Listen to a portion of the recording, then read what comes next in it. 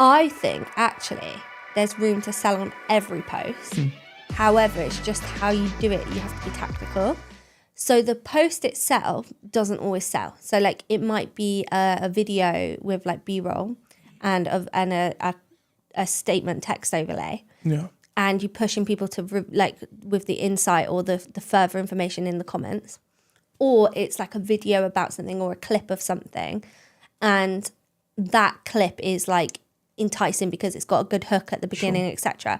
So like step one is like you want people to read the content. You want the content to catch people's eye. Yes. Then you want them to go to like the next stage. So they're going to like read the caption. And once they read the caption, it's going to like hook them in even further It's because all they've had those complementing two itself, things. right? Yeah, it's complementing. Yeah. And then there's always clarity of like a CTA. DM me with the word this, comment with the word this, go to my link in bio, watch the full episode, whatever it might be. I actually think there's room for a CTA on every post. It's how you do it.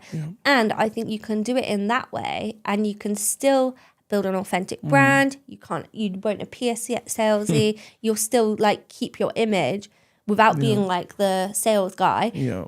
But you still give everyone like what you were saying. It's like they need that next step. And if you don't give them the next step, they're going to get lost. That's and I know that sometimes what people struggle with is if they haven't got something ready, like tangible, for their audience, they'll then not produce the next step. And that can become a bit of a struggle then.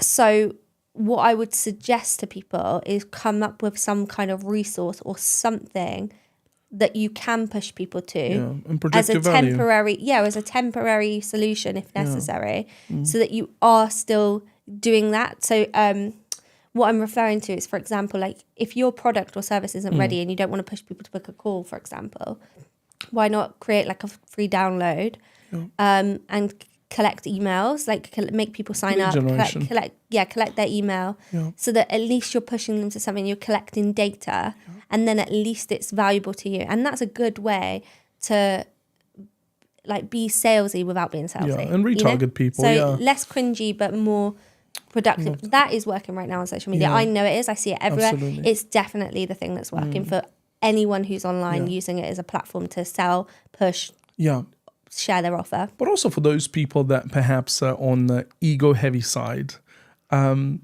please be adaptable to change.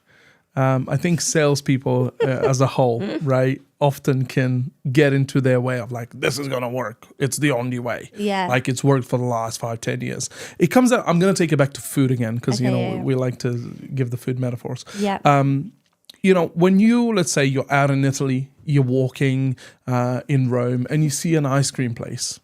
Gelato, right? Somebody comes out to you with a spoon and some ice cream on it. And they're like, oh, do you want to try it? What have they done already? You haven't paid a penny, but they've given you a taste. Yeah. With that taste, the potential of you buying is much higher than them just going, hello, the ice cream here. Yeah. Right? It's the same application. Give people a little taste. Give them something. But we're not talking free value that actually feels cheap. Yeah. It's like you've just got it from ChatGPT or it's not actually free value. Like they're not actually improved because of it. It's like when you go to an expensive hotel, right? You go in and the chocolate on the pillow is like Lindor, something that costs, something that actually would require spending money that in the long run will hopefully pay itself back.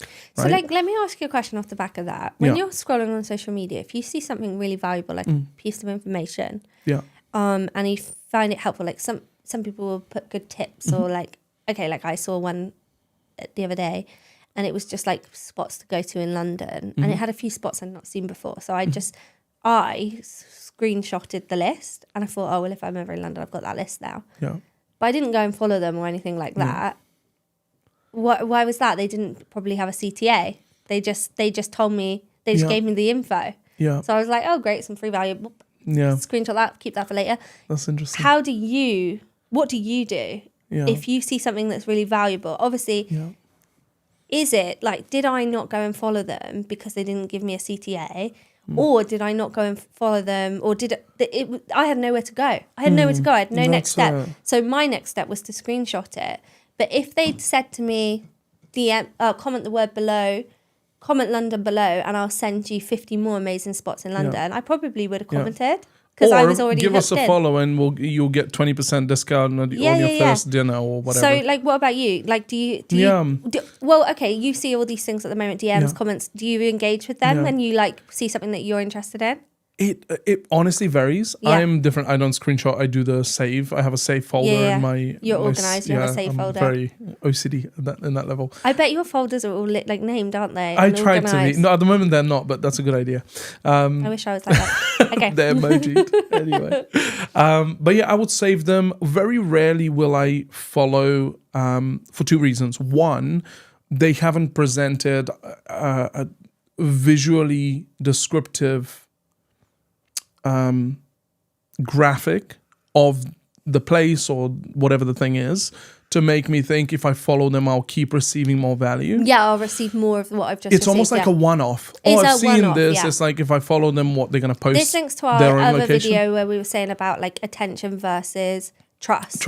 And like how attention's just views, trust is like when you get like build community, gain like clients. That's it. So So that was the point. It's like being able to think, okay, if people see this, have you just created the expectation that when they follow you next week, you're going to post the same thing about your venue? Or are you going to be educating them about the cuisine in your restaurant or the different locations? I love this. So like, I feel like we're going on the right direction with this conversation, and like, how can we help people then bridge that gap? Because what we want people to take away from this episode is like, you might be producing some great content, you're getting some good views, but you're not getting any conversions and you're not getting new followers. So what's missing?